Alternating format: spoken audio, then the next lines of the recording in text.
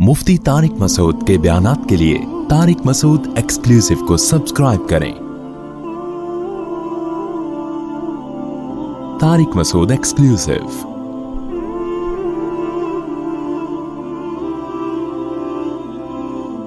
कुरान क्या कहता है? वलक़द जाअत रुसुलुना इब्राहीम बिलबुशरा। पहली बात तो हमें इससे ये पता चलती है कि अंबिया किराम को कुर्बानियों के बदले में जो नेमतें मिलती हैं, उन नेमत में औलाद बहुत बड़ी नेमत है। इब्राहीम अलैहिस्सलाम ने और उनकी ज़ौजा ने अल्लाह के लिए ख़ानदान को छोड़ा ना, तो अल्लाह ने उनके ख़ानदान को कैसा आबाद किया, कितनी बरकत दी अल्लाह ने उनके ख़ानदान में कि, और ये कुरान में दूसरे मकाम पर भी है। नूह अलैहिस्सलाम के बारे में भी आता है, वजअलना ज़ुर्रियतहुम हुमुल बाक़ीन। नूह अलैहिस्सलाम ने जो कुर्बानियाँ दी थी तो हमने उन्हीं की औलाद को आगे चलाया है। तो इससे ये फैमिली प्लानिंग वालों पे भी रद्द होता है जो कहते हैं बच्चे दो ही अच्छे या एक ही अच्छा या ना ही हो तो सबसे ज़्यादा अच्छा।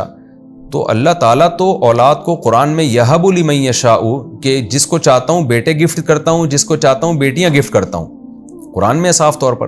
तो अल्लाह ने बेटों को भी तोहफे से ताबीर किया है, बेटियों को भी तोहफे से ताबीर किया है। फिर अल्लाह पैगम्बरों की कुर्बानियों के बदले में उनको औलादें दे रहा है। हजरत मरियम को जो नवाजा, औलाद दे के नवाजा। इससे पता चलता है औलाद बहुत बड़ी अल्लाह की नेमत है। इसमें यह कहना कि दो ही अच्छे या एक ही अच्छा, ये बिल्कुल कुरान और सुन्नत की तालीमात के खिलाफ है। इब्राहीम अलैहिस्सलाम की औलाद में तो अल्लाह ने बरकत दी है ना, बरकत में बहुत बड़ा खानदान बनाया इब्राहीम अलैहिस्सलाम का। दो ही बच्चे अगर अच्छे होते तो इब्राहीम अलैहिस्सलाम को बेटा, फिर बेटे का पोता, फिर आगे याकूब अलैहिस्सलाम के 11 बेटे, फिर उनकी औलादें, इतनी औलाद दुनिया में क्यों फैलाई जाती उनकी।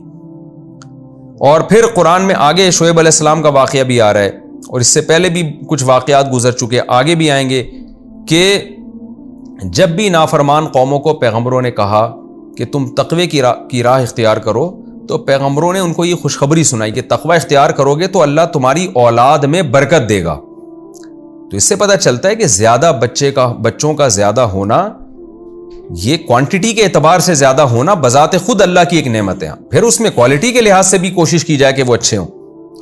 तो इसलिए ये जो कहते हैं ना कि दो बच्चे ही अच्छे, ये सब इस्लामी तालीमात के ख़िलाफ़ है। इस पर और बहुत सारे दलाइल हैं, मेरे बयानात हैं। मेरी किताब में 50 सफ़े, जो मैंने किताब लिखी है ना, एक्सरसाइज शादियों की ज़रूरत क्यों, उस किताब में 50 सफ़े सिर्फ इस टॉपिक पर हैं कि इस्लाम में औलाद की कसरत ये किस कदर अल्लाह की नज़र में मतलूब है और इसकी कितनी तरगीबात हैं। तो ये दो बच्चों वाला कॉन्सेप्ट, नज़रिया, ये इस्लाम के बिल्कुल अगेंस्ट है। तो आपकी औलाद कसरत से होनी चाहिए। हाँ, फिर आप उसकी तरबियत की भी फिक्र करें। ऐसा ना हो कि बरसाती मेंढकों की तरह बच्चे पैदा हो के आप उनको छोड़ दें, खुद ही फुदकते फिरें जहाँ चाहें।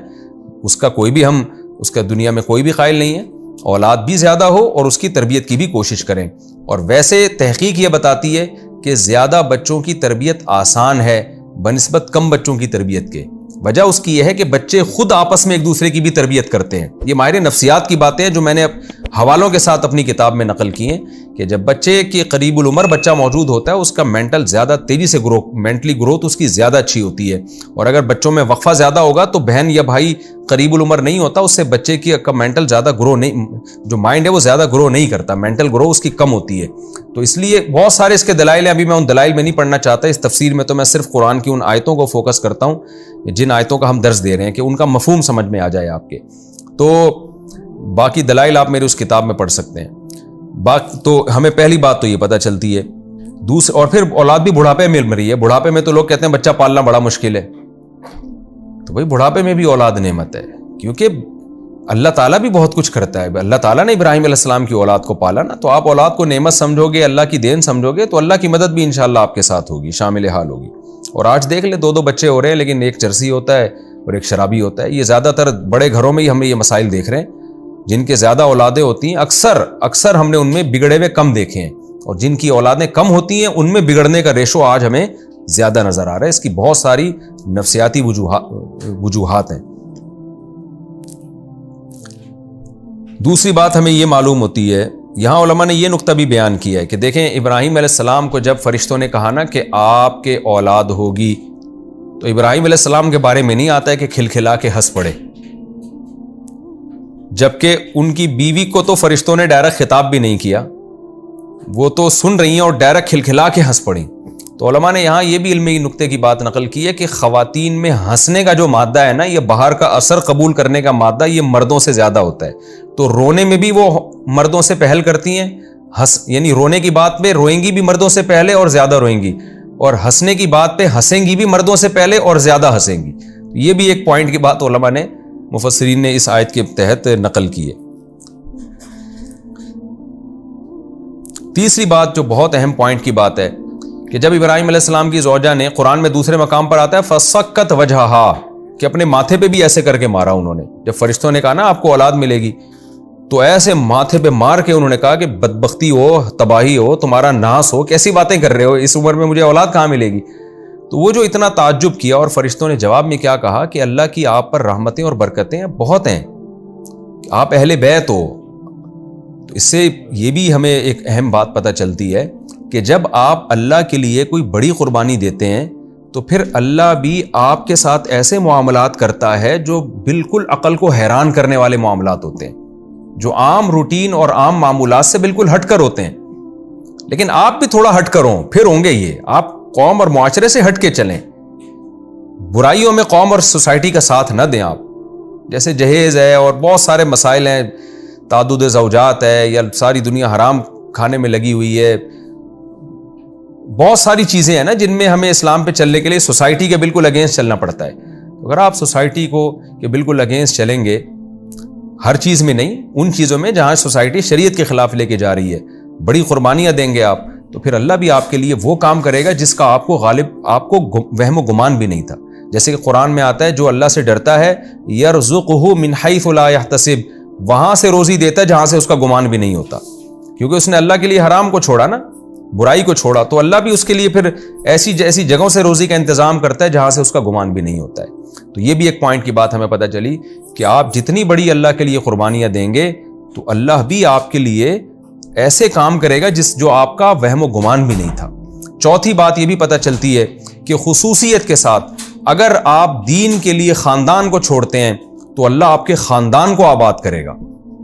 یہ بھی ایک اہم بات، اللہ آپ کو تنہا نہیں چھوڑے گا. لوگ، خواتین ڈرتی ہیں نا، اگر میں نے شرعی پردہ کر لیا تو میں تو خاندان سے کٹ جاؤں گی.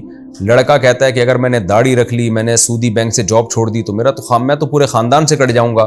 بھائی برے خاندان سے کٹو گے، اللہ اچھا خاندان آپ کو دے دے گا، آپ کی اولاد میں اللہ برکتیں دے گا، اور آپ نے برے دوستوں کو چھوڑا، اچھے دوست آپ کو دے دے گا.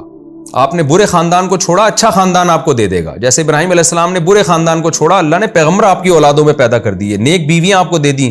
حضرت ہاجرہ اور حضرت سارہ کتنی نیک بیویاں تھیں، ایک کو بیت اللہ میں چھوڑ کر آ گئے، اور وہ کیسے اللہ کی خاطر وہاں انہوں نے قربانی دی ہے، اور ان کو پھر کیسی اللہ نے پیارا بیٹا دیا اسماعیل علیہ السلام.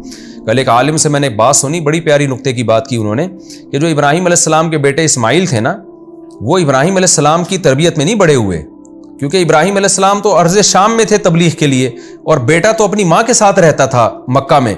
لیکن 7 سال کے بیٹے کو جب ابراہیم علیہ السلام ذبح کرنے کے لیے جا رہے ہیں تو بیٹے سے پوچھتے ہیں کہ اللہ نے مجھے حکم دیا میں تجھے ذبح کر دوں، تو تیرا کیا خیال ہے؟ بیٹے نے فوراً کہا جو اللہ کا حکم ہے اسے پورا کریں. تو یہ ماں کی تربیت تھی، یہ باپ کی تربیت نہیں تھی، کیونکہ بیٹا ماں کے ساتھ رہا تھا، باپ کے ساتھ بیٹے کا رہنا بہت کم ہوا تھا. تو ایسی ماں اللہ نے دی حضرت ہاجرہ، اور ظاہر ہے یہ ابراہیم علیہ السلام پر اللہ نے احسان کیا کہ ایسی بیوی دی ہے کہ جس بیوی نے اپنے بیٹے کی ایسی تربیت کی ہے کہ جو کہہ رہا ہے کہ اللہ کے حکم کے مطابق اگر آپ کو مجھے ذبح کرنا پڑے تو میں اس کے لیے تیار ہوں. تو یہ نیک بیوی جو ابراہیم کو ملی ہے، ابراہیم علیہ السلام کو، یہ بھی قربانی کے قوم کو چھوڑا. اور حضرت ہاجرہ کو بھی جو ابراہیم جیسے پیغمبر اور اسماعیل جیسا بیٹا ملا، یہ بھی اس لیے کہ قوم کو چھوڑا. تو وہ خواتین جو شرعی پردہ کرتے ہوئے ڈرتی ہیں، جو برائی سے بچتے ہوئے ڈرتی ہیں کہ ہم قوم میں، خاندان میں اکیلے ہو جائیں گے، بھائی ہمت کریں، اللہ تعالیٰ اس سے اچھا خاندان دے گا. یہ عام طور پہ اللہ کی عادت ہے، لیکن قربانی پراپر ہونی چاہیے، اس میں اللہ پہ توکل اور اعتماد مکمل ہونا چاہیے. تو یہ بھی ایک علمی نقطے کی بات ہمیں یہاں پتہ چلتی ہے. اور چوتھی بات جو میں نے تفسیر کے لیکچر کے دوران بھی کہی، اور اس کو میں مختصر دہرا دیتا ہوں، کہ بعض دفعہ اللہ اپنے نیک لوگوں کو آزماتا ہے. جیسے فرشتے شروع میں جا کے لوط علیہ السلام کو بتا دیتے کہ ہم فرشتے ہیں تو لوط علیہ السلام کو ٹینشن ہی نہ ہوتی، لیکن اللہ نے ٹینشن دی لوط علیہ السلام کو، آخر میں بتایا. کیوں؟ تاکہ لوط علیہ السلام کا اجر بھی بہت زیادہ ہو جائے، اور مصیبت کے بعد جب خوشی ملتی ہے تو خوشی کا احساس بھی بہت زیادہ ہوتا ہے. تو یہ دونوں حکمتیں ہوتی ہیں. تو اللہ اپنے نیک بندوں کو بھی پریشانیاں دیتا ہے، لیکن اس پریشانیوں کا مقصد مصیبت میں ڈالنا نہیں ہے، بلکہ وہ پریشانی کسی بڑی خوشی کا پیش خیمہ ہوتی ہیں۔ اور اللہ نافرمانوں کو خوشیاں دیتا ہے، لیکن اس خوشی کا مقصد ان کو خوش کرنا نہیں ہوتا، بڑے عذاب میں ڈالنا ہوتا ہے۔